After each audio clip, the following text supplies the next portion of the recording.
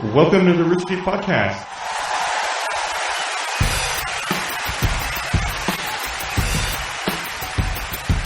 Drunk Tank Podcast 2010. Broadcasting these shows that'll never end. Got Bernie, Jeff, Joel, Gus, and even Jack. They be all in one room, man, that shit's whack. Talking about rendezvous like that spicy sauce. Or wasting 10 minutes talking about loss. Gus getting angry over Jack's shit. But Jack's backed up by his bro, the Skits. New themes each week, man, they all rock. Yet I wonder what happened to Teresa Bach. Drunk Tank Podcast, enough's been said. Hey Bernie, by the way, can you guess this beat fed? Achievement unlocked, bitch. Oh my god. Hey everyone, welcome to the podcast. That was fantastic. That kid is awesome. That needs to be at the end of an 80s movie. Oh my god. I think that might be the second entry he's had. Really? What's his name? Dark Crad 14. Oh, Crad 14. yeah, of course. Awesomest person ever. Yeah, he said he did the theme for number 21 as well. Here he is. He's dropping his new one. He Dropping it like it's hot. That was pretty awesome. Kudos, sir. Yeah, good job, man. I'd give him I should make sure he's got my award. So how's everyone doing? This is one of our final podcasts in this building, hopefully. Are you sure about that? Yeah, Hopefully. probably our second to final podcast, right? Yeah. Next week will be our final podcast. I'm excited. I refuse to put a number on it, especially after yesterday. What happened yesterday? Do you want to talk about yesterday? I would love to talk about yesterday. Let's talk about it. So nothing is better on a Monday when you're building a new building than having a fire in that new building. In the fire's defense, it was outside the building. It was on the premises. That's important. But the fire department had to come, and they turned off, they cut the power to the building. Right. Well, that's because the power cut itself, because the transformer on the pole, I guess it just exploded, and then it rained electric fire down onto the front lawn, which in August is not that nice. It's not green grass. It was kind of dry. Look at it like this, though. That is probably not going to happen to us twice, so at least we got it out of the way while we weren't there. Electric fire rain rarely strikes twice. Yeah, that's how the saying goes, right? Yeah. It's like, I've been playing StarCraft. I thought, what's the upgrade you need to electrify your fire? It makes me think of Tesla coils from Command & Conquer way back in the day. You have electricity and fire. Like if they could mix in like poison or ice at the same time, that'd be the ultimate power up for that transformer. But our transformer transformed into a raining fire death instead of a nice car or a jam box. But it was like a comedy of errors. Just what's the chance of something happening? Also, at that precise moment, the plumber was there finishing his job. He had shut off all the water to the building. Oh, no shit? I didn't hear that. So they're running around with fire hoses. That must have been like out of a cartoon. They turn on the fire hose and it just goes like, a little bit of dust. A little dust pops out. Yeah. Yeah, a fly. Wow, that's fucking crazy. And so they, thankfully, they ran inside and got the fire extinguishers, which we needed to pass our fire inspection. And so now we had to delay the fire inspection because we had a fire. Let me. Did they set up like a bucket brigade, like it sounds like a Keystone Cop style? Yeah, it sounds like an episode of Three Stooges. Like running around, throw a bucket of confetti on it. They're like, ah. Let me ask you a question. Were the Harlem Globetrotters there? The bike rack okay? The bike rack is fine. Okay, good. And so is the then we're good. ADA compliant kitchen countertop. I think the bike rack was first and foremost in everyone's concerns. Our prayers are with it. Thank you, Christ. And thank you, City of Austin, for really reminding nice us we bike needed rack. a bike rack. Well, in the city of Austin's defense, if we had had a wind farm for our electricity, as opposed to the city-provided electric. Yeah, I was going to say, wait a minute, wasn't this their fucking fault anyway? It was. It was on what I heard a discussion on which it was determined it was on the city's side of the pole. Oh. I don't know what that means. But It means they foot the bill to fix it. It's probably right? way less expensive to fix than if it's on your side of the pole. do you have any illusions that if their exploding transformer, which we all agree was on their side of the pole, had caught the building on fire, that we would not still be responsible for... Well, that's why you have insurance, right? Right, that's why we have insurance. We do have insurance, right? Yeah, okay. Yeah, right. It's called fire extinguishers. It's called moving fast. It's called hustle. But no, we have... actually, the way it works, if you really want to know, is during construction, there's insurance provided by the construction company. Sure. And then we also additionally have insurance on the property and the improvements, and the building is the improvement in this case. I see. Fascinating. It is fascinating. But long story short, bike rack's okay, building's okay. we're still moving sometime. Monday, not so good. I lost my Monday. Yeah. And thank you to Brandon, who stepped up while I was running around putting out fires. He stepped up and put the episode out, which was really nice. That is nice. Brendan's a good guy, despite all the shit we talk about him. No, I like him a lot, dude. What do we say about He's not Brandon? listening to this. Well, he's got less than stellar personal hygiene and the things that we always talk about. Do you want to fabricate like any felonies or anything like that? that Brandon's done? I guess we should maybe take this time to recognize we have a special guest in here with us. We do. A We very have- quiet guest. What's up, guest? Jesse, you there? Yes, this is Jess Kid, aka Guest. You're sitting right behind me. So I'm I very couldn't- I shy. couldn't see Well, if I'm you were staring there. I'm in the dunce cat position. They put me against the wall, so I can't see anybody but these giant fighting robots on the wall. So I stare at them as if they're talking. It's a little odd. That's where Jack normally sits, but he freed himself this week. Yeah, he kind of got the prime spot where he can stare at everybody. I advanced to the floor. See, that's one of the things I'm going to look forward to moving out of this office about. Like, we're all crammed into a room where we've had to turn down the lights because it's so hot. There was actually a discussion before the podcast started. There's like an 80 decibel fan. It's literally a blower, and it was blowing on all of us. And Gus, who has to edit the podcast, said, "Let's just go ahead and leave it on. It's fine. You can barely hear it." We can run a filter on it. I can attest that no one in this room is currently getting a blowjob from that fan. It's terrible. Yeah, it's not our fluffer fan, it's our blower fan. That sucks. Why So- are you touching me, Jack? Because you're stepping on my cable. And why are you touching me, Jack? Because you're pulling. All right. Gus, have fun with that. Yeah, awesome. Yeah, you guys should have a visual fight. So we've known Jess Kid, Jesse Cowell. Now we've known Jesse for how long? 6 years. I think it's been about 6 years since I stumbled across your site and said, "Oh my God, please love me" for the next 6 years. And Yeah. Jess Kid has consistently been the most watched member of our community site. I would agree with that. So out of 800,000 people and growing, it filters down to essentially Jess Kid. I still can't understand how that happened, and there are kids in high school who are still angry that I ever became popular at anything. They thought I would always be the nerd that they pushed to the ground continuously every day. How dare you? That watch feature, when we implemented it on the site, was a pretty big deal. And that was essentially where you could get alerted anytime this user did anything, whenever they made a journal or whenever they made a new forum post. It wouldn't tell you every Posted time an they... image.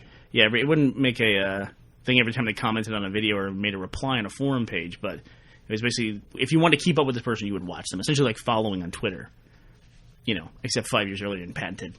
Oh, speaking of which, we actually did cross a milestone as a company. What did we? Oh, We now have a registered trademark. Oh, did we get our trademark? Rooster Teeth is officially registered, so now Hey. all of our TMs have to turn those little R's with the circles. Big ups, dude! Congratulations. What is it? That's been like a 4-year ordeal, right? Yeah, So if I scribble "rooster teeth" on a wall, is that like a trademark violation? it would be. It's an important part of the business economy in this country, is those two words put together, and that you will understand what they mean. Well, I know what they mean, but I'm not sure. Like, how does your value change with a trademark?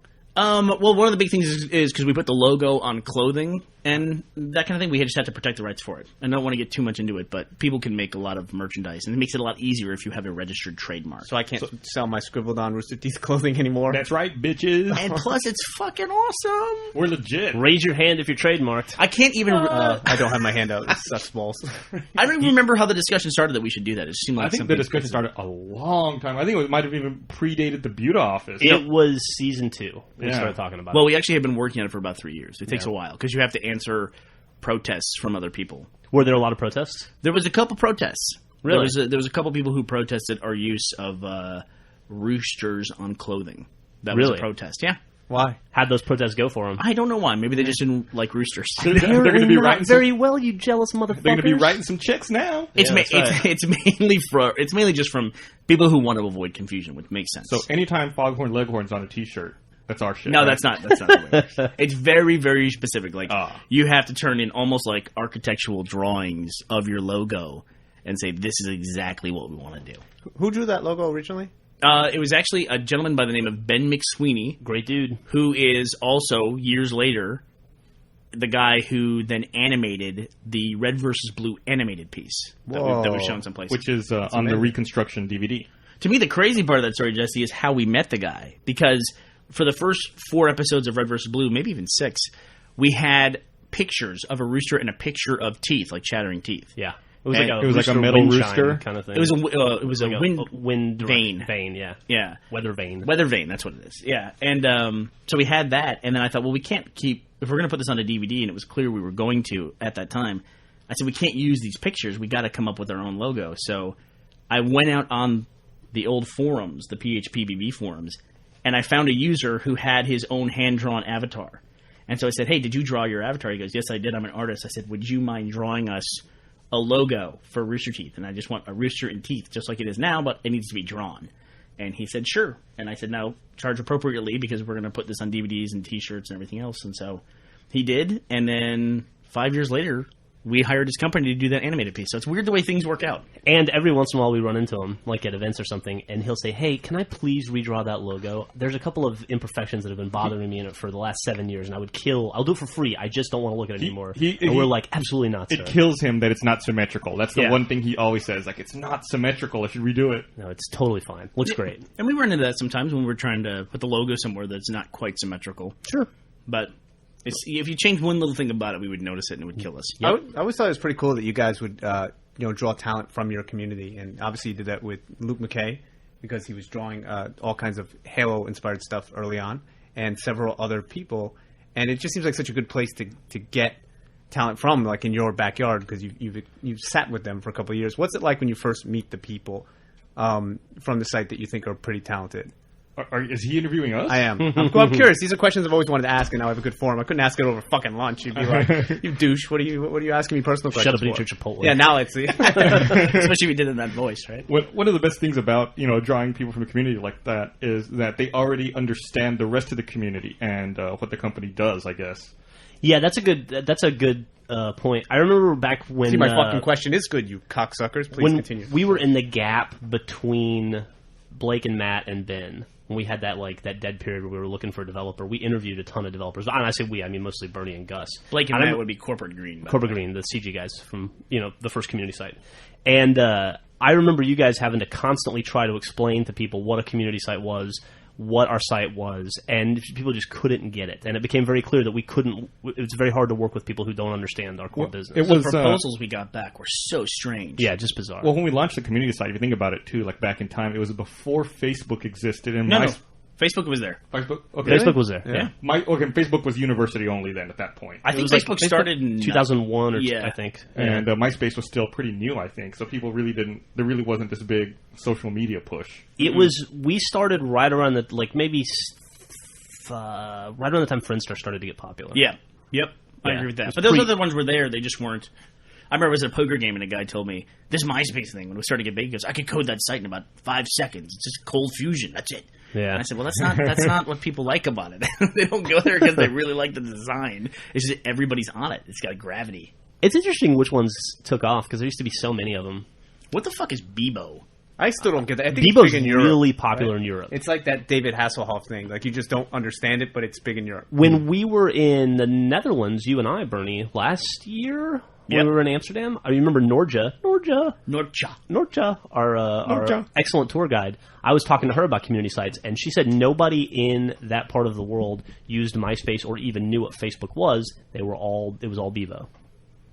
Bebo. Bebo is our... Or Bebo. Bebo's our Longhorn mascot. And then, of course, there's other weird ones like Orkut is in Brazil. Yeah, Orkut's really big in Brazil and nowhere else. Yeah, I think it's hard for us to say, and therefore we don't want to use it.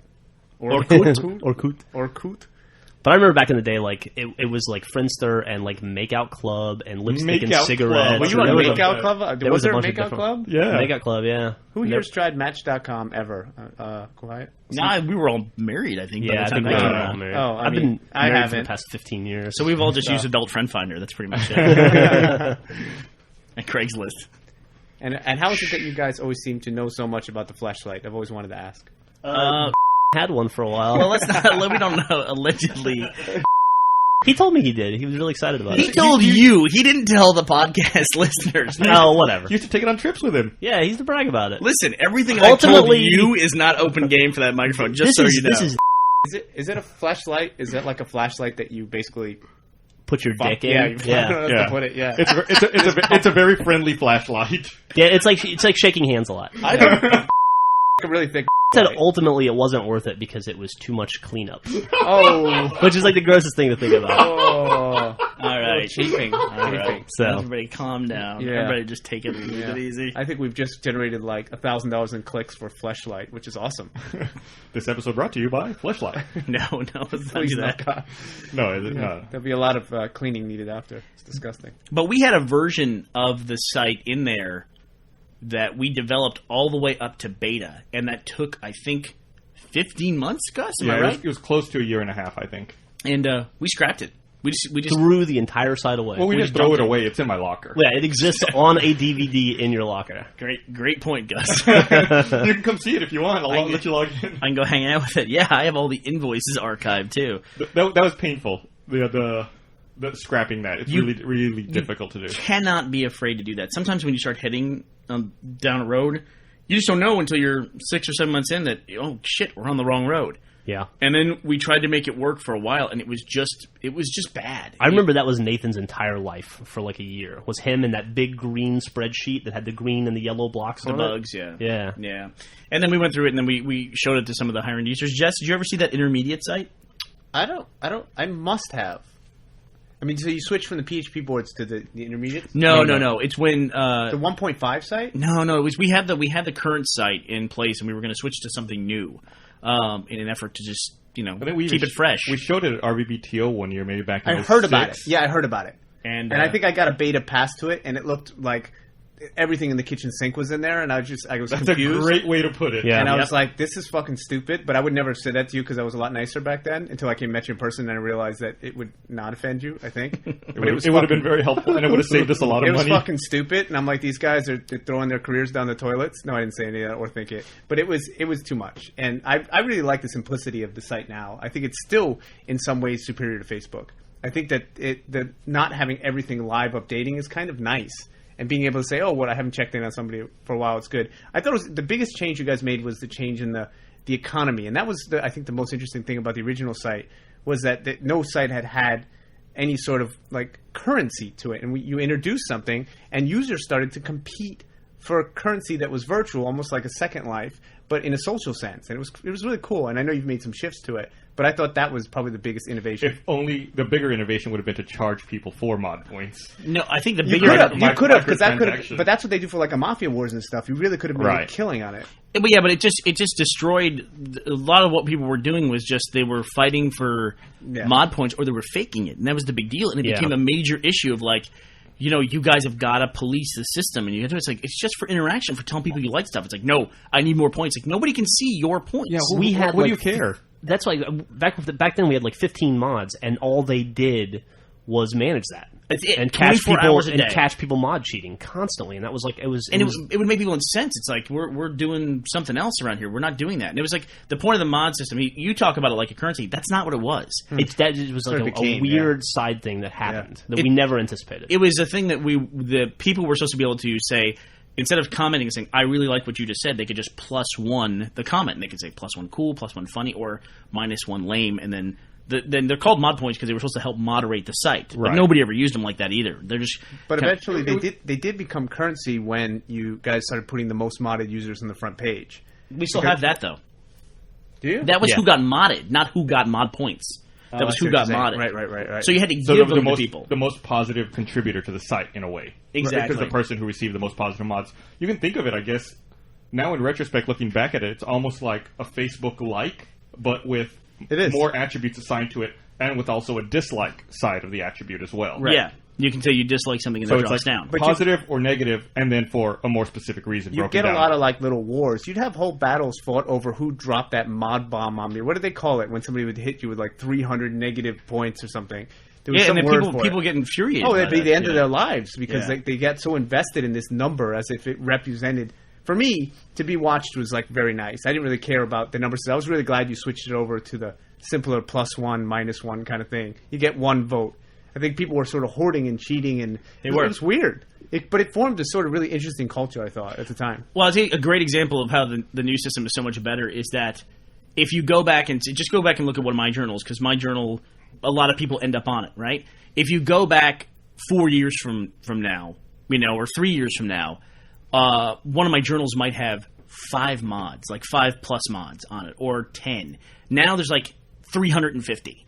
And that's awesome. That was by the way. point of it. Right. Or you would have a journal that had 500 mods, and it didn't mean anything to you because it could have literally been like Finch Lynch really thought it was funny and gave you 500 mods. Right. It could have been one person. The number meant nothing. The number meant nothing, and now it's like 350 people like your journal. Yeah, I like that a lot. And I like the fact that I can check too, because I feel like I can go see who it is that actually liked what I did. I love to be able to check my history on that. I thought it was a great addition. Yeah, well, actually, that's turned off right now because of performance issues. It's kind of turned out. It's just trimmed. Is the word I like to use. It's turned down. It's like right now. It's kind of paused. Before it was all think about every mod point every given on the site for everyone was all in one giant table. It was like ones and zeros, just this enormously long string, and it just became a little unruly. I wonder how many mod points that is. Do you have any concept for how many mod points have been given? I could tell you. I'd have to look into it. Well, the economy got up to 12 trillion points. Even had a name for it. That's awesome. Yeah. The economy. What I think is really interesting is you guys were dealing with sort of the privacy issues of Facebook before Facebook when you installed that the view history thing. What do you call that? View log. Yeah. Right, so you could really sort of check up on where somebody had gone or not gone, and that was sort of Facebook before Facebook, you know? You could check up on what people had done publicly. Yeah, and that's why I never thought it was a big deal. Right. Because it's something I was doing publicly anyway. Right. Yeah, true. You couldn't check and see, like, he messaged so-and-so or something like that. It was just... Right, or he made a friends-only journal. You could, and that's actually... Or he hooked up with that girl that was really a dude. Sorry. And that actually wasn't that new a feature. PHPBB had a user log in it where you could see where someone had posted. And so if you were posting with someone, you could see where they go. So it's pretty much the same thing. I mean... But I remember, Jess, you actually talked to me about that. Like, you were really concerned about e-stalkers. And and people were talking to me. I was? I'm worried about e-stalkers. I encourage e-stalkers nowadays because I'm desperate for attention. Right. Please continue. Back then I was probably a little different. And that's why I remember asking, like, what is that? I don't know what that is. I don't know who are the people that are e-stalking people on the site. What does that mean? And Plus, it's information you're putting out there publicly anyway. Well, I think it was all a growing process for the web too. I think that none of us really knew how to deal with these new issues of you're not used to going around and having somebody be able to track who you've talked to. It's just odd at first, but then you realize that this is public, and what I say here is part of a larger record, and you just got to kind of get rid of the idea of privacy. Well, I didn't understand. Like, you were one of the people who didn't like it. What was different from view log versus watch? Because watch when you put up an image, they could see it, and when they put up a journal, they could see it. I think the big difference is... Well, I'm sorry, I don't want to answer it. Go ahead. No, I feel like one is one I'm broadcasting intentionally. One I'm saying... I mean, I guess I can be sort of selective sometimes. I try to be very open, but I can be selective. So one I'm choosing to send to a lot of people. One I'm directing towards one person. And I understand that other people come across their profile.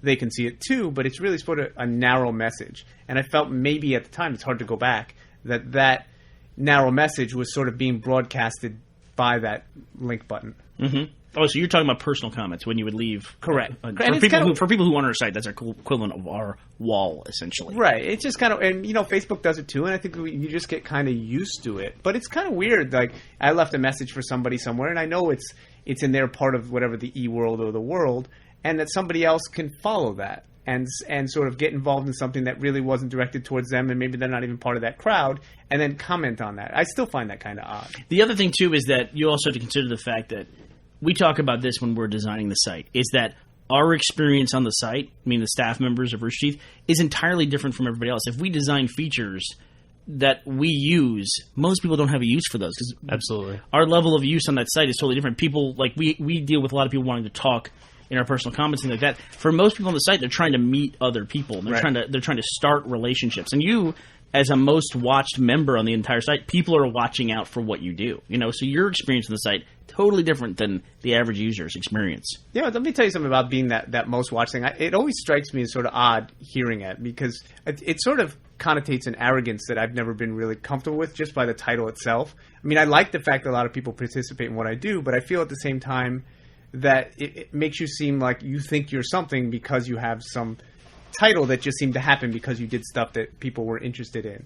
And I don't know, I've always been sort of sensitive about coming across as anything but being very humble about that. No, you're super douche. Well, yeah, but only, here at Rooster Teeth Productions.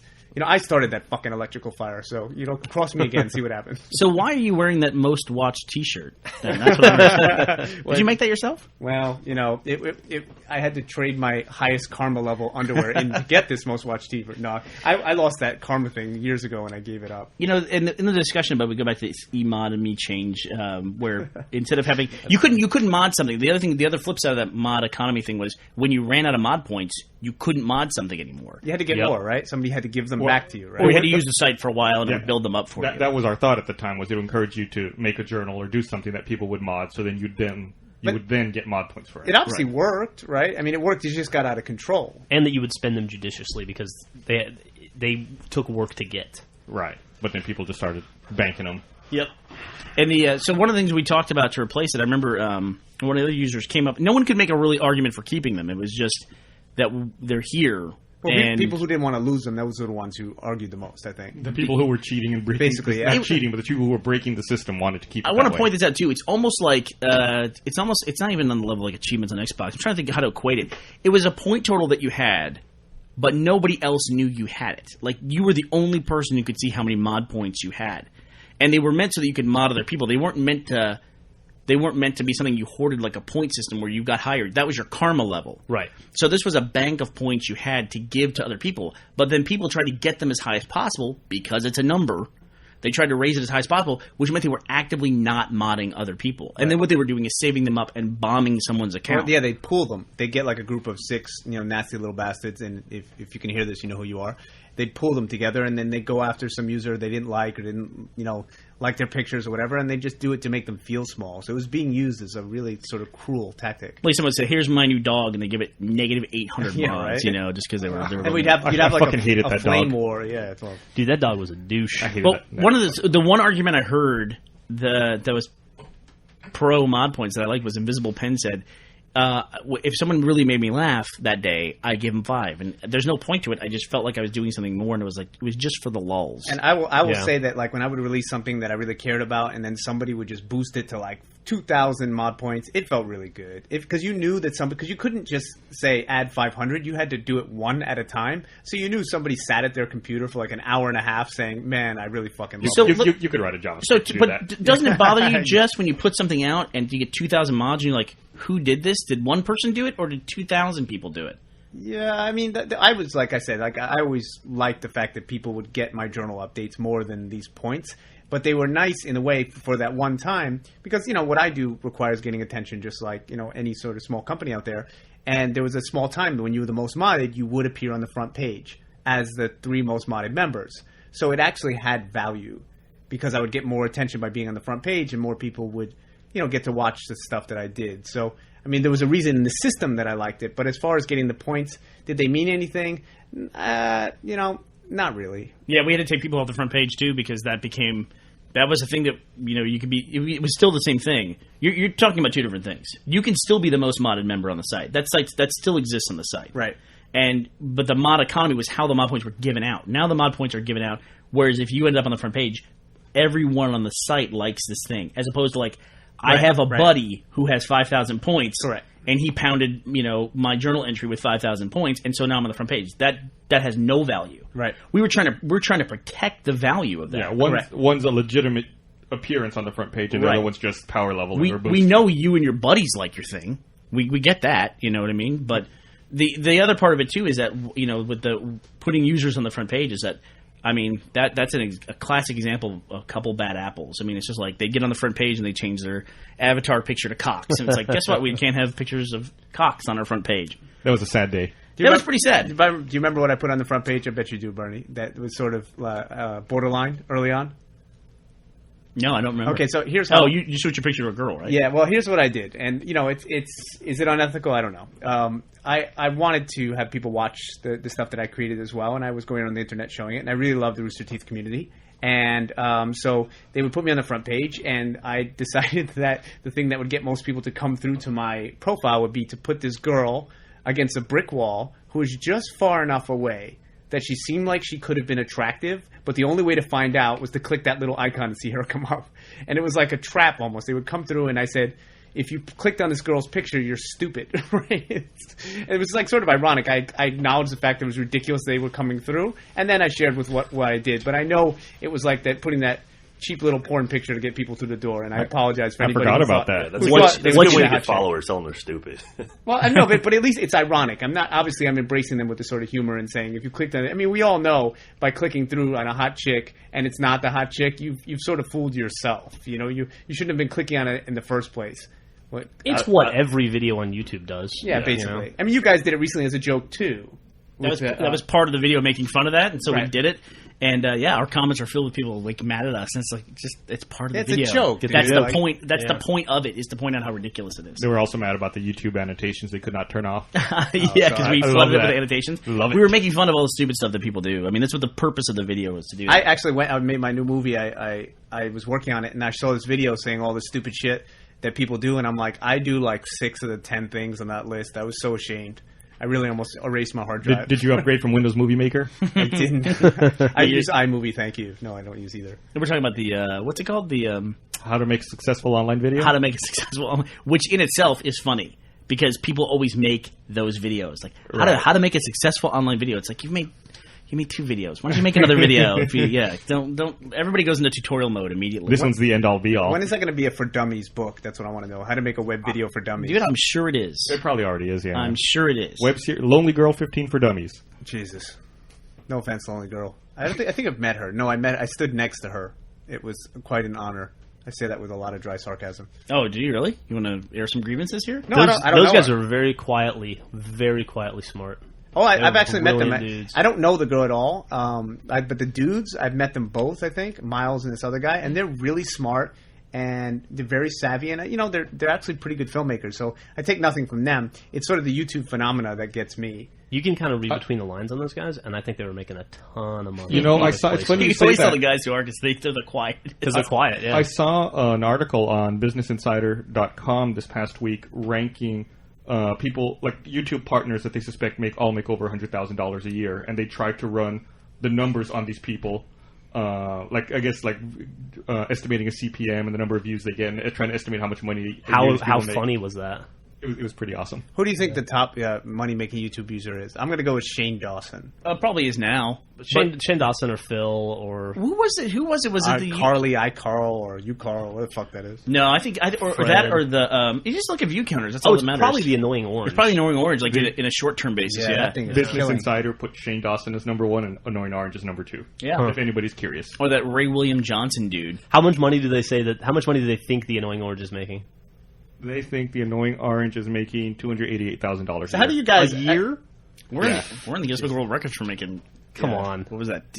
Whatever number they came up with. So how do you guys feel about videos like that? Business Insider's I've always been curious. not very inside. Yeah, Jesse, what do we think about videos like that? Our whole thing is if it has a lot of views, they're doing something that people identify with, and everybody does something different. That's what's cool about the internet.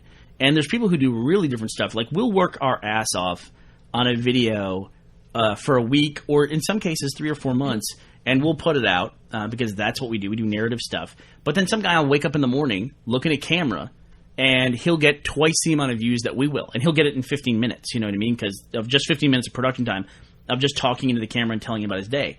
But what that guy does, it's a difficult skill. If everybody could do it, everybody would. What he does has value. No, and it appeals to an audience. It's obvious. People get so upset, like, we'll use the Annoying Orange as an example. People get so upset that an Annoying Orange video has 30 million views and their video has, like, 100,000, but at the same time, a movie like Kick-Ass makes 30 million and White Girls makes 90 million. Yeah. Right. You know? It's the exact same thing across entertainment.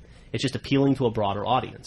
Well, I don't have any issue with. I mean, I think it's different strokes for different folks, and you can't really take anything away. I think the annoying thing sometimes is when you see videos that are really one-offs, but in the end, it doesn't really benefit the creator anyway because nobody comes back for the second iteration of.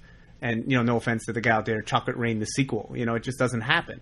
But I think Angry Orange, they consistently produce content that people seem to like. I'm always curious if they'll do it again with a different format. As creators, but I certainly don't take anything away from them. I'm always just curious how other companies feel about it. I think the most important thing is to recognize, for those people, is to recognize what your appeal is, right? and to honor that in a way. Like, this is, I recognize why people are watching my video, and I'm gonna do what I do to meet that expectation. Like you said, the Chocolate Rain guy, Tay right? Yeah, nice guy. Yeah, that guy, I have no idea who he is. He can be a fucking prick. I met him twice. He sounds like that in real life. I bet he does. But, here he does his song, and it's like, he is making a video. He is singing. So that's why he put it up. But people recognize something else in it. And he recognized what they liked about it. And he met that expectation. Like, he went on Jimmy Kimmel, and he did commercials and things like that. He kind of banked on the irony of the whole thing. That's smart. That's a good thing to do. We make fun of the David after the dentist guy. That guy was smart, and he paid for his kid's college. Yeah, he probably did. $150,000 he made. The video was out there. Is that what he made? $150,000? Yeah, it was $100,000 from YouTube, and I think in $50,000 from T-shirt sales, or reversed. I'm not sure. I went to his site and checked it out. And he seems like a smart, nice guy too. I hope that money goes to that kid. Well, I hope so too. You hope that, but it seems like because it's his kid and all that stuff. I mean, he did tape his kid drugged up and put on YouTube. But once that was done, he did take advantage of the situation. And there are going to be people, and I was probably one of them when I first saw it, said, man, this seems really exploitive of that kid. Right. But I'm not going to be there in 18 years when that kid's going to college going, hey, man, I like the fact you didn't exploit your kid. Let me kick in some money for his college. I'm not going to be there. So I guess in that sense... I wonder if you really did a search at like how many parents got their kids intentionally high to try to get those views. Oh, jeez. No. I don't think I'm just saying. God, that'd be terrible. Wasn't there that whole thing where that woman just got arrested because she put up photos of her 2-year-old daughter holding a bong? Yeah, that was in Florida. Florida. That's what I'm saying. Like, there are people... She wasn't just holding the bong. She was like, had her face first in it. Face buried. That was someone in Houston, I think, called the cops in Florida and showed them that photo. It was an internet thing where, like, someone from a far-off land got someone arrested in another place. So the issue is really, though, like, and me and Jack talked about this, like, when you put people like Snooki and et cetera on a pedestal for doing, like, really crazy shit, what kind of precedent are you setting for everybody else to try to achieve the same sort of comical effect, to try to get the same sense of fame, which 10 million, are not going to get it and one is? What does that do as sort of like, to everyone, to society? I don't know that Snooki's on a pedestal, though. I think that we've realized in the last 20 years, with the way television's gone, that America is totally okay with pointing and laughing at people. Yes. And you can probably do okay to be pointed at and laughed at if that's what you want to do. Right. I mean, the guy's going to make, we just read today, the Situation guy's going to make $5 million this year, make more than like a lot of major stars. What's going to, sorry? The Situation, the guy one of with the guys abs from Jersey Shore. He's the other guy, yeah. So he's going to make $5 million this year, and he's going to make more than, Scarlett Johansson and a lot of like, top celebrities. So what does this say as far as like putting a precedent out there for people who are trying to make content? It's just like it says hit the gym. Get those abs. I want to be the calf guy. I want to be the guy that has like awesome calves. I don't know what I'd call it, the lower situation or something. I think it's buy lottery tickets, right? Yeah, because lottery tickets.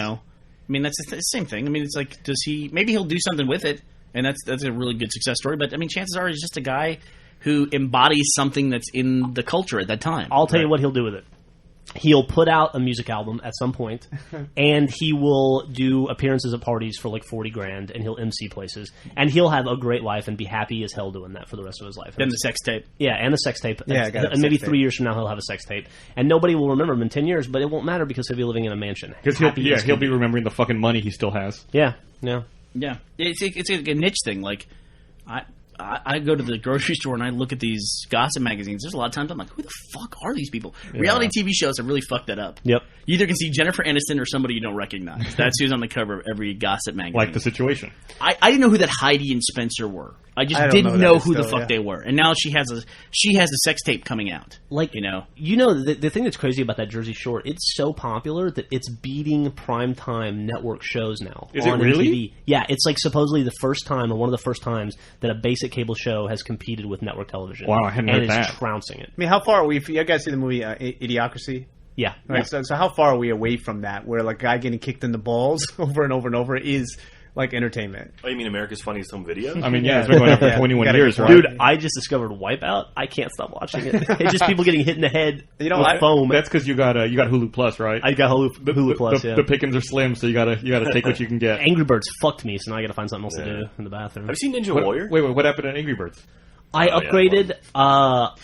They had therapy. Now they're just disgruntled birds. I plugged my iPhone into my laptop and backed it up, and then upgraded the new OS. And I lost my Angry Birds save file somehow. I even restored from backup, and it's just gone. What? I had one level left to 3-star in the entire game out of like 250 levels, and it's gone. And I have 3 stars and everything, and I'm just going to show it off and endlessly here. Do you normally sync to your laptop, or do you normally sync to another computer? I normally sync to another computer, but I made a backup before, just in case. I just want to say, for the record, PCs don't work. That's sarcasm, because that was Mac fail. It was Mac fail. Oh, I see what you're saying. He's balancing it for us? It sucked. Yeah, that sucks. But whatever. Are you going to go back and re-3-star everything? No, there's no way. You can't waste the time on that. There's no way. That's way too. It was a waste of time the first time, Yeah. but you did it because you felt the need to see those 3 stars and get that stupid golden egg. But now, I wouldn't do it either. I was one level away from having all 14 golden eggs. What is a golden egg? It's like an Easter egg in the game. Yeah. And you got to find little golden eggs that are hidden around inside of Angry Birds. And Really? they never peel, but you get the sense that there's chocolate in those golden eggs, don't you? You actually do. Well, there's got to be, right? They're great. They're like achievements or Avatar Awards, or they're very fun to find and catch. Hey, did you see that, according to Alexa, which of course, put an asterisk by it, YouTube is now the 3rd most visited site on the internet? What's number 1 and It 2? passed Yahoo. It's Facebook number 1, right? Oh, Or it's Facebook's up there Google. now, too. Number 1's Google, number 2's Facebook. Wow. So number 3 is YouTube. Number 3 is YouTube, and now number is Google. 4 is Yahoo. But you can't really separate number Google 5? and Yahoo at all, because when you do a Google search for any video, like they pop up like conveniently in video format through Google. They're tied completely. After Yahoo is Live.com, Baidu, Wikipedia, Blogger, MSN.com, and Twitter, rounding out the top 10. What is Live? What do they do? That's Live is Microsoft. MSN. Okay. It's Hotmail now. Okay. That's interesting. So yeah, YouTube moving up. Yeah. So Google has 2 of the top 3. I'm sorry, on your list, was AOL on there anywhere? No, AOL was not on there. Well, you're laughing, but Yahoo's on there. Who goes to Yahoo? Yeah, that's a Speaking great question. of which, on Yahoo follow-up, I think I read today that Yahoo has switched its search engine, like the back-end engine, over to Bing. So is that true? Telling me that Yahoo has Yeah. stopped using Yahoo? Yahoo is now powered by Bing. Yahoo used to be powered by Google, didn't it? Yes, Yahoo Yeah. was powered by So Google. are they for a long what are they time. just a news scraper now? They don't do anything else? I guess they're trying to maybe promote themselves as a portal, like where you get your news and stuff like that. Yahoo still has one of the best finance sections of any website. Yahoo News is a great site. I actually use it. They also have a really good fantasy sports site. Oh yeah, I used to use that a lot Yeah, too. yeah, for sure. We should do a fantasy football league I'd here be for up the for that. office. Let's do it. Fucking, I hate that. You hate that? All right, so Bernie's in. Bernie, let me guess. You hate cheering for both teams. I hate cheering for players. I cheer for teams. You know what else I hate? I hate fucking point spreads. I hate that. For those of you who that's not aren't fantasy aware football. of the scourge of fantasy football, it's where you build your own football team from players all across the league. And so, like, you have a receiver from the Packers and you have a quarterback from the Texans, and then you just watch the game to watch the performance of the player. It's the worst thing ever. But it's Sit there and watch Randall Cunningham it's tank the your entire best thing fucking ever. season. Dude, year no, after no, year. It's the best thing It ever is the because you best watch thing ever. every single football game. Every single football game has some sort of importance to you.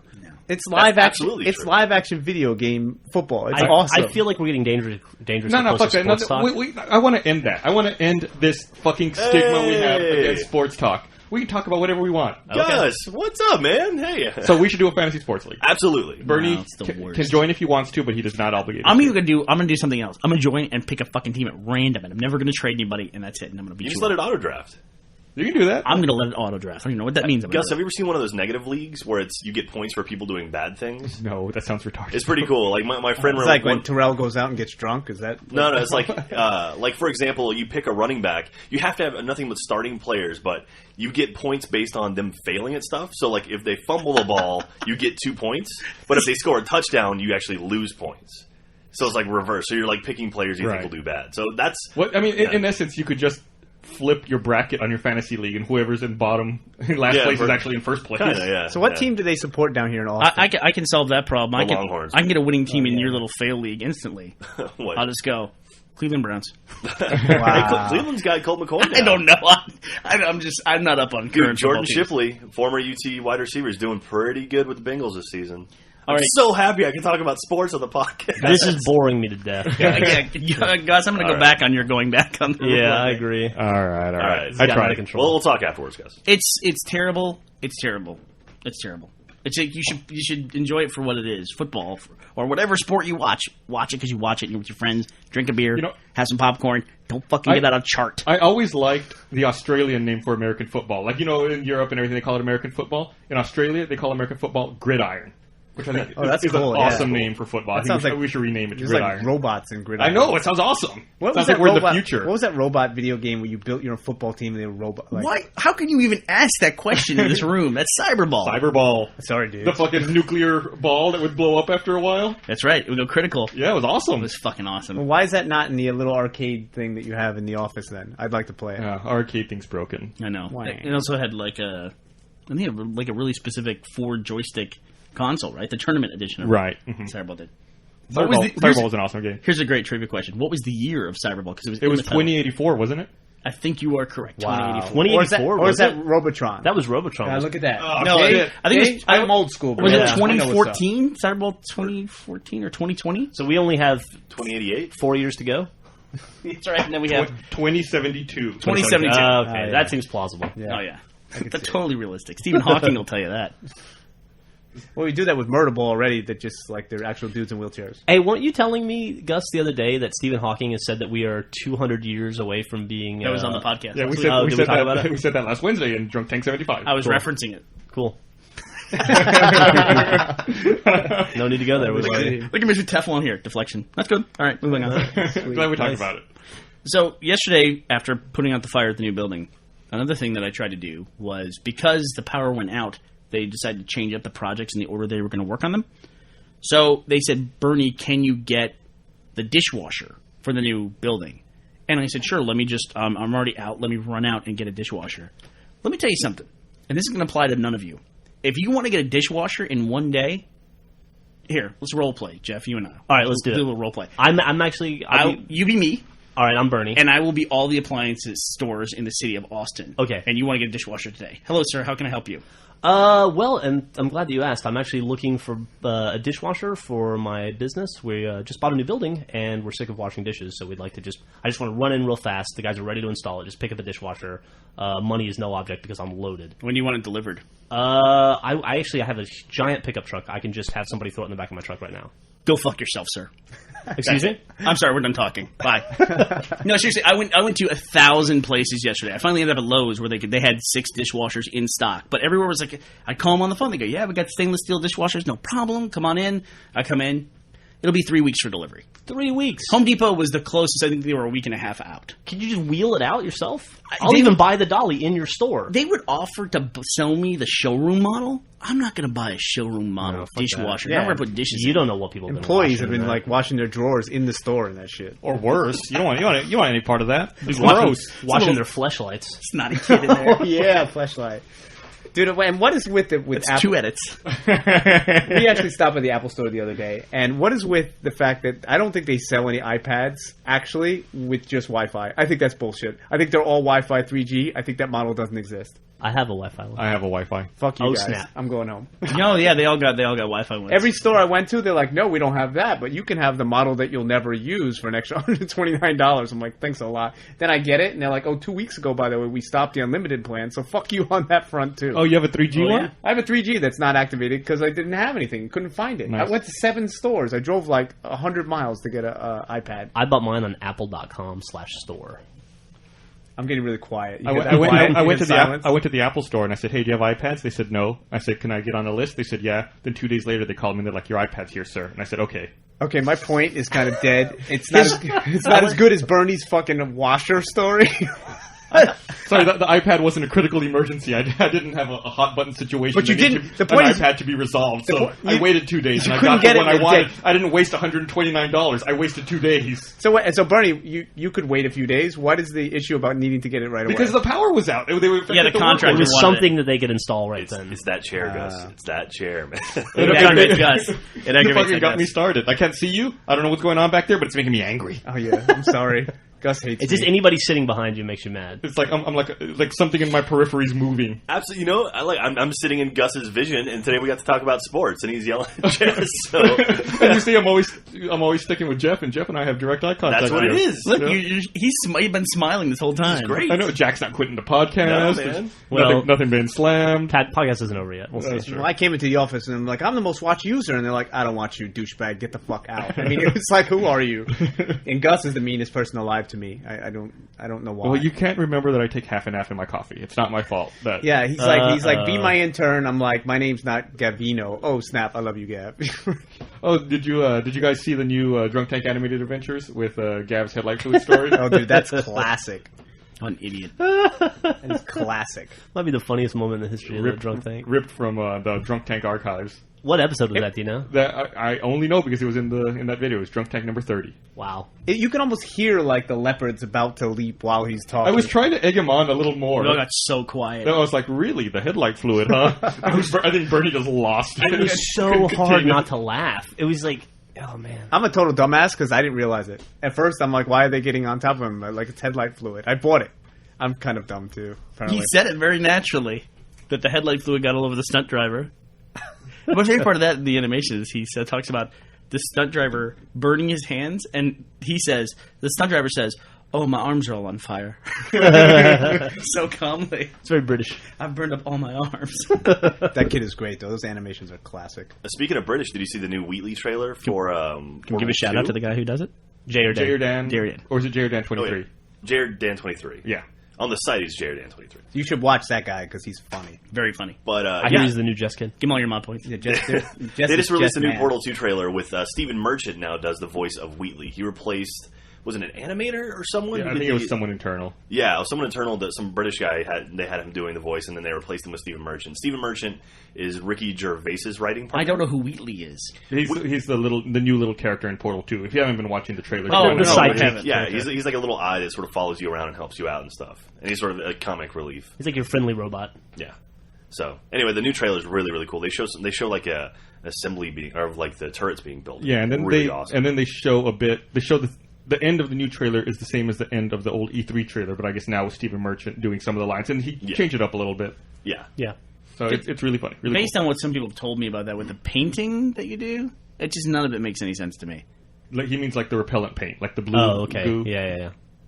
Yeah, I haven't seen it. Oh, the new stuff. Right. Okay, yeah. It's crazy. That must be a hard team to get people to join, to interview them.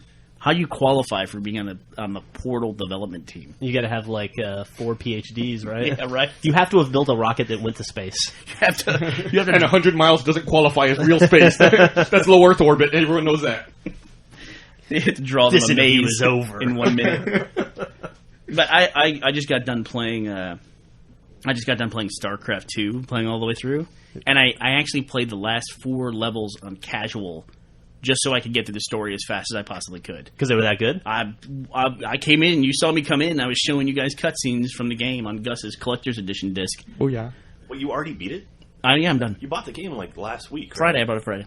I Jeez. played It only took a couple days to beat. Yeah. I don't know. I took my time with It's it. like a 12-hour game, right? I also replayed Yeah, a few like 12 levels to hours. get the achievements. So. RTS is a weird genre because it can be a fucking grind when you Yeah. play it, or you can just play the way I play, which is set up a bunch of bunkers and then build the biggest possible army of death behind it, and then just roll through the entire map. Yeah, Right. yeah. And that's just the way. I mean, once you learn that strategy against AI, against campaign, that works fine. Yeah, against AI on casual, that's a no-brainer. Oh, on casual, you need like 5 units. You go through the whole damn thing.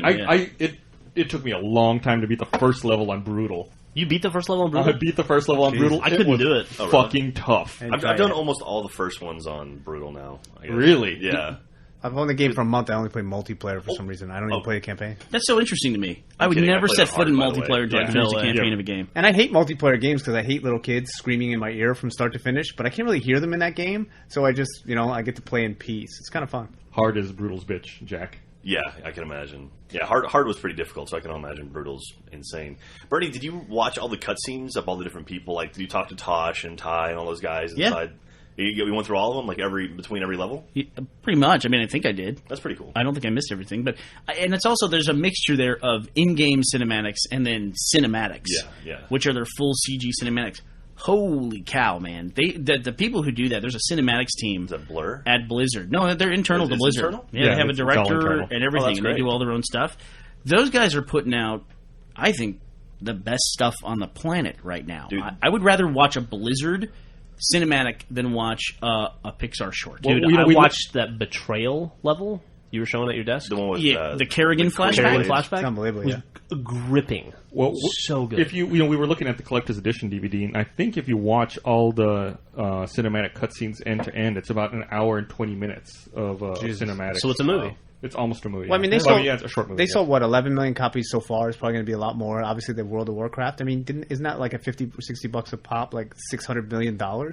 it's not like they're short on funds to hire talent. They're becoming the sort of new movie studios. It's interesting.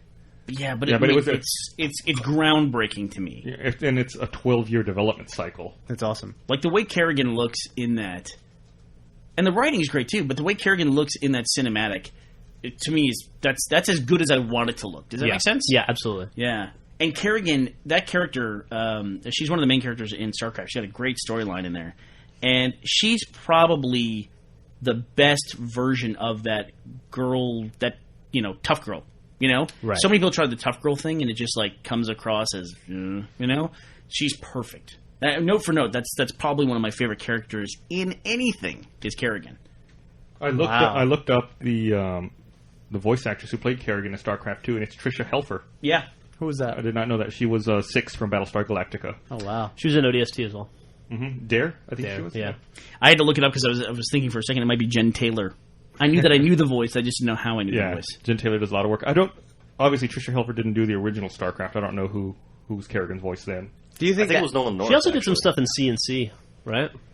So do you guys think? Yeah, she did. She yeah. did. Mhm. Do you think that the actors will get eventually in time enough sort of credit for doing things like this? Because I think for a long time it's been looked down upon when an actor would do like a wing commander back in the days. That was like slumming it, And it seems like there's this. I don't think it's like that at all anymore. Yeah. Yeah, I I'm would saying it's agree. changing. I'm saying Definitely. So you think that they'll get the same sort of like street cred that they do from like a major Hollywood release soon? No, I think Jesse. I think you're right. They're disagreed with you. I think you're right. I think it's still seen as slumming it. You do? think so? Yeah. You think like Jack Black doing Brutal Legend was slumming? I don't think people have put any value in that at all. I really don't. And I think the developers don't put a lot of value in it either. I agree with that. I mean, I see stuff where it's like, if that were the case, we would have voice actor stars who aren't famous already, right? Right. You're right. It's the movies and TV that make them famous. I guess Yeah. that's true. I mean, we're not all jumping around because we met the voice of even Master Chief. They're trying to get their game to ride on the other popularity, on the coattails of their other projects. Is that what you're saying? Yeah, well, I'm saying it's like the video game is not what makes people famous. Gotcha. I mean, we're saying, do we think video games that real actors will get notoriety for being in video games? Like that statement in itself means that video games are not on the same level. Okay. Yeah. What about web Excellent content? point. Same thing, slumming it.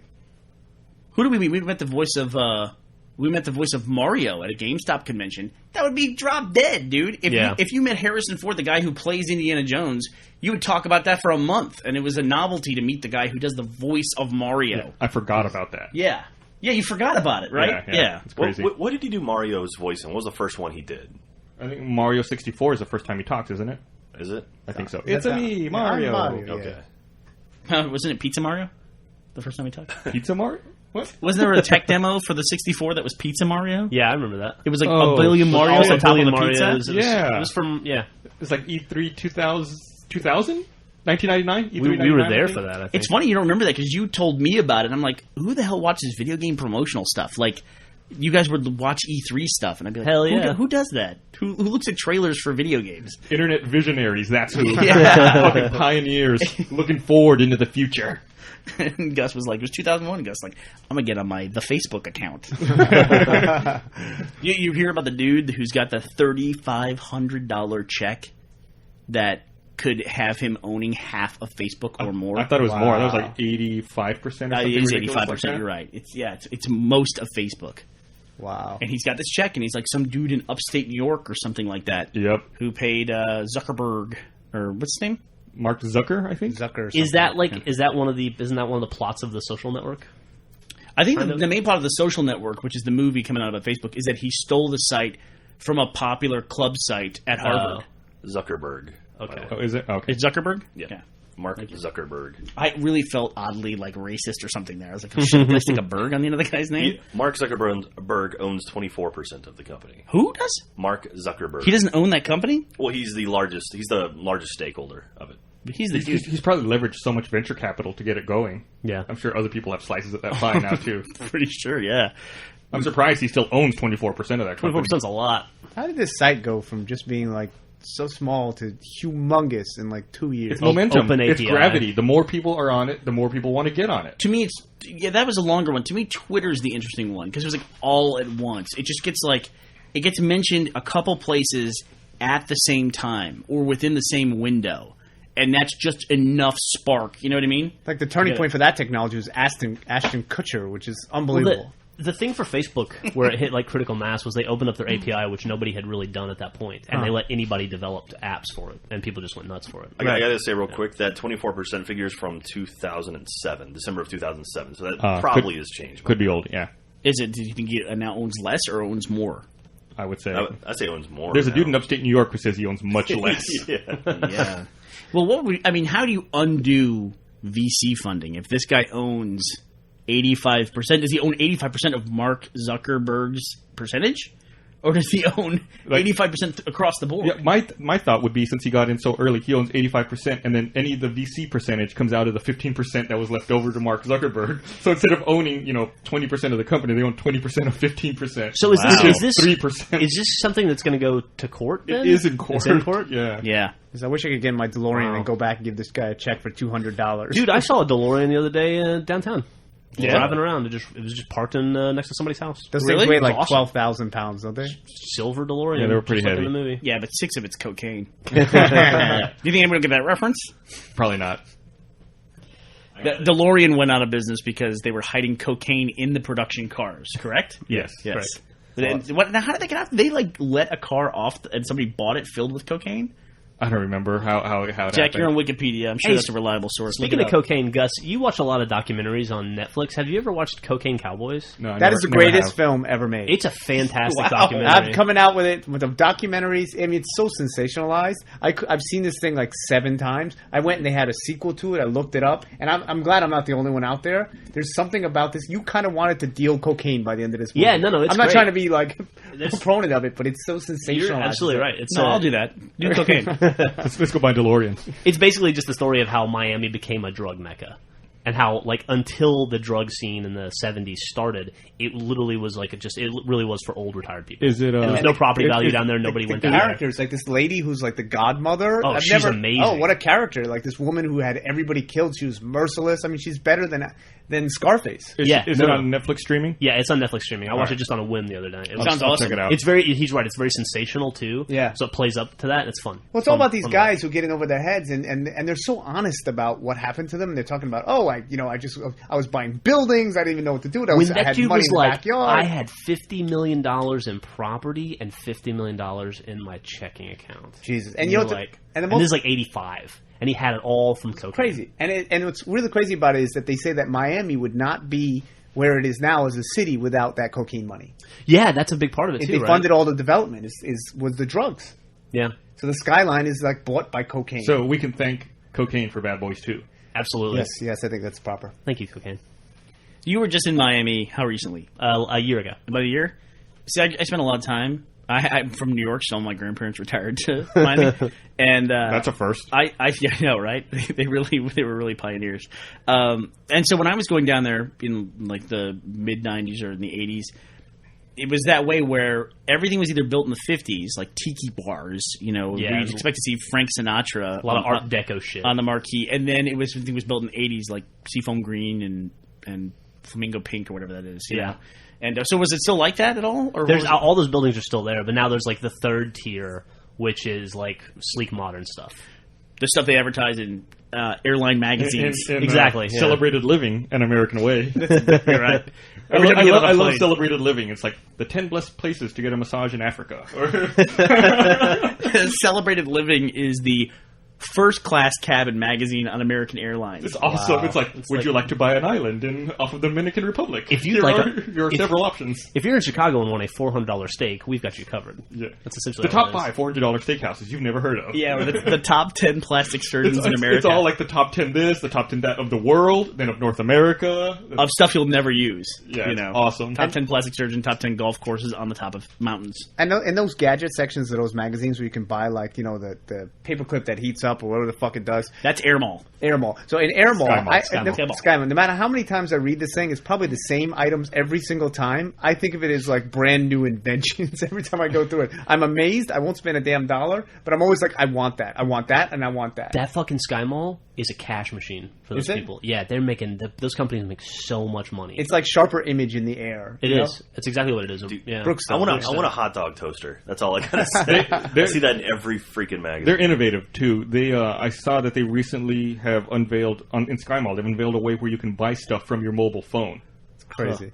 I think like they walk you through like linking PayPal to your phone so you can buy stuff. Like you text them the SKU of what you want and then you've got it. That's awesome. Yeah. No, go ahead. Oh, I was just going to switch a little bit. I took JetBlue to get here, and I could not fucking believe that there was no Wi-Fi on board. Couldn't believe JetBlue. Oh, that is surprising. They probably don't want that because they probably want you to use the DirecTV that's on JetBlue. That's true. But the DirecTV's free now on JetBlue. It is free? Yeah. And the Wi-Fi's free in the airport, and they have plugging stations everywhere. It's really nice, and then I got on the plane, and I was offline. Dude, there's no free Wi-Fi in the Austin airport, and that's... Yes, boggling. there is. It's the free public Wi-Fi? Free public Wi-Fi, which I see everywhere. Don't fucking use that. Fucking use that. It's a little computer icon that says free public Wi-Fi. What is that? Just take your credit card and put it on your forehead. It's a fucking honeypot. What you do is, like me, you see I got my laptop here, right? Yeah. I'll take it, I'll connect it to the internet, and then I'll reshare that network connection I have, and I'll call it free public Wi-Fi. So whoever connects to free public Wi-Fi is using the internet through my laptop. So I'm capturing all the data. Everything you're doing on the internet is going through my laptop. So I just write it all to my disk. Then I come 2 or 3 days later, pick up my laptop, take it home, and just look. Like, what did you log into? What are your usernames? What are your passwords? In this scenario, yeah, you're not technically doing that. Yeah. Whoa. Yeah. I hope you are. It sounds you awesome. as a person, Gustavo, are not doing it. No, I am not doing it. I'm just giving you an example. Or even better, you don't care about picking up the laptop. You just leave it there. It's a loss. And you just have it sending the data to a server somewhere else, and you just read it at But that's what I've been logging in at the office here, free public Wi-Fi. Kill you. Have you? Something called Gus's honeypot. GusNet. It's the fucking worst. So let me ask you a question about that. So if I get on a web page, everything I send goes through many computers to get where I'm going. Mm-hmm. Everything I do. So if I get on a web page and I see that little lock, is there any idea that is actually encrypted between me and the website and all the computers in between don't know what the hell's going on? If you check, yes, with an asterisk. If you check the security certificate and the certificate's signed by a valid signer that you trust, then yes. Okay. There's a big problem right now where there's a lot of companies selling the security certificates that are pretty shady, and you don't know whether or not they're actually secure. So there's really only a couple of signers you should trust, like VeriSign, Thought. Free public Wi-Fi? Not free public Wi-Fi. VeriSign and Thought are the only two I can think of off the top of my head. Fleshlight.com. But it's crazy. You should be safe, though. Most banking sites, if you click on the lock, it'll tell you like who signed the certificate, where it's valid from, where it's valid to, and who you're really communicating with. Okay, here's what I'm picking up from that. When you say yes with an asterisk means no. No. Yeah. That's what that means, right? It's actually with no. A no. It's actually no with an asterisk. I said it backwards. So what do you do for your Wi-Fi when you're traveling, Gus? I avoid using it like the fucking plague. Yeah, we have a funny story about hotel internet where somebody was sharing their iTunes library. Somebody famous, and it was at a convention, and they were in the same hotel on the same network, and you can browse their iTunes library, which was filled with a bunch of rape porn. What? Yeah. And it was although that would be a funny prank to put the famous person's name who you know is staying in the hotel. Just share your computer as that name. Yeah. And just defame them. That would be really easy, and everybody would fall for it, right? Hell yeah. Hotel internet's the only time I've ever been scared about getting my stuff stolen, like logging into a site that I thought was, the Wi-Fi for the hotel and was wrong. I was in Seattle for PAX, and I logged in, it was like Hotel Wireless, and it was like, all right, put in your name, your credit card number, I did it, and it was like, that may have been bad. And then I plugged into the local network, the actual like hardwire plug-in, and it was completely different. I was like, oh shit. Yeah, if I I'm- immediately called my bank and I was like, keep an eye on my account. Yeah, if I'm Keep gonna an eye on my account. What bank do you have? if I'm gonna use the internet at a hotel, I always make sure to look And at can the you walk literature my they dog have out. later Yeah. if you don't It's want like, to? you know, who's the company, and if it's not out there, I'll call the front desk and be like, which network am I supposed to connect to? Yeah. Or, you know, is there a plug in my room? That way they can tell me which is theirs. Hello, thank you for calling back America. Hi, it's Jack. Sup, Jack? Hey, man, can you watch my account? You got it, bro. See ya. Click. Don't worry, bud. We got your back. We at the new office, we'll have the ability to set up VPN connections. So if you do connect anywhere in the world, you can tunnel back to our office internet and have a secure point-to-point connection from wherever you're connecting to the office, which is, of course, you have to trust me and trust our network at the office, which is then secure. That's a big leap. I trust you. I don't even I'll catch you, baby. I I'll never don't let even you down. understand it, but okay. I believe it. It's a dangerous world. I had a conversation one time. I went to Vegas to. I met up with the guy who runs FARC. Drew was there, and we were in Vegas at the same time. And so I met up with him, and I forget we were at a table, and the dealer was shuffling, and so I pulled out my cell phone, and Drew, without even like picking his head up, he goes, "Don't want to use that." I go, "Oh, can't use it at the table." He goes, "DEF CON is here this week."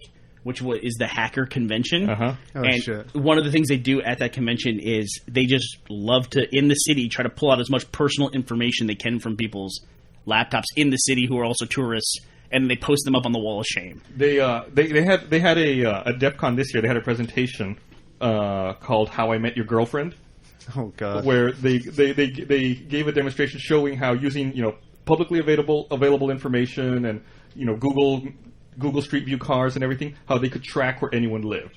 So it's like they'd pick a person and they showed a proof of concept, like they pick someone and they're like, okay, this is your girlfriend, blah blah blah. She lives here. I think that's how Batman caught the Joker in The Dark Knight. Because apparently, when there was that controversy about Google Street View cars also collecting Wi-Fi data. Right. Part of that data they were collecting was the MAC address of the computer of those open wireless networks. The only true unique identifier. Right. So they found a way to get that data and then backwards map people's connections. They backtraced it? Yeah, they backtraced it. Consequences were never the same. Called the cyber police. And they were able to find people. It's a very limited scope that they can do this in, but they can do it to an extent. I love it. I love that. It's actually that. There's some guy going, backtrace that. Enhance. Enhance. Did you see the video from the Black Hat conference? I guess a few years ago, where someone in the room was actually a reporter, and they figured it out, and then they called out this. I think it was a woman. They called out this woman in front of everyone in the middle of the convention. Like they had it was in one of the big, like imagine like Gabe and Tycho in one of their panels, like one of the 5,000 people panels, and pointing someone out and basically saying everyone go after that person right there. And the person, of course, walked away in shame. Yeah, I saw that. It Wow. was pretty great. I was wrong, by the way. The How I Met Your Girlfriend exploit or demonstration was given at Black Hat, not at DEF CON. Okay. But very similar. Yeah.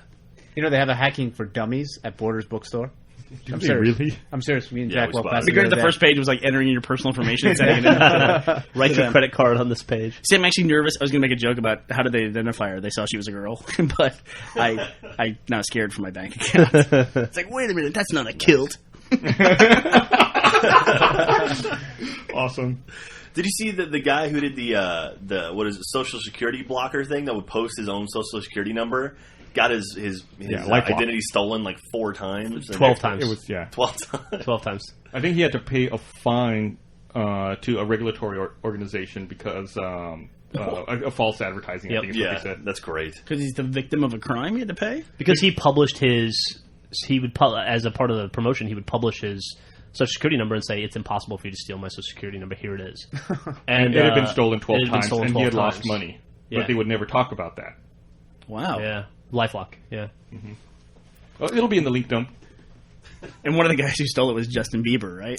Not the story from last week? Justin Bieber denial of service. Yeah, exactly. We didn't talk about that in the podcast, did we? Yeah, I think we we? said we didn't have a problem with Justin Bieber. I think is essentially what it came down to. Stand-up guy. And anyway, we should probably wrap this up before we go too much longer. We've got a lot going on our plate today. Okie dokie. Anything else? Oh, don't forget, Red vs. Blue Revelation DVD, September 14th, along with The Recollection. Available in fine stores everywhere. We're also going to PAX next weekend. We didn't talk about that. Pre-order now. We'll cover it next podcast, but we'll be there. Our panel is Friday, which I think is September 2nd?